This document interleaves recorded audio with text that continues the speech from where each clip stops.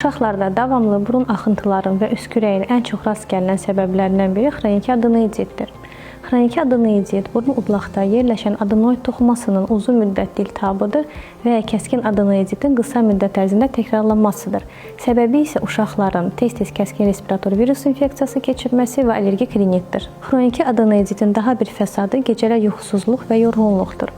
Oksigen çatışmazlığı baş verdiyi üçün uşaq gecə yuxusunu tam ala bilmir, xoruldayır, hətta gecələr qısa müddət ərzində nəfəsi durur. Uzun müddətli adenoidit nəticəsində uşaqlar tez-tez kəskin respirator virus infeksiyası keçirirlər.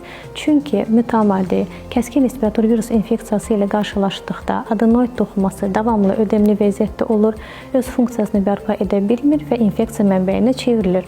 Bu da uşağın immunitetini zəiflədir. Xroniki adenoiditin daha bir ciddi fəsadı eşitmə zəifliyidir. Adenoid toxuması eşitmə borusunun ətrafında yerləşir və iltihablı vəziyyətdə borunu bağladığı üçün orta qulaqda tez-tez maye toplanır və bu da eşitmə zəifliyinə gətirib çıxara bilir. Odur ki, uşağınızda bu kimi halları müşahidə edirsinizsə, otorinolaringoloqun baxışı mütləqdir.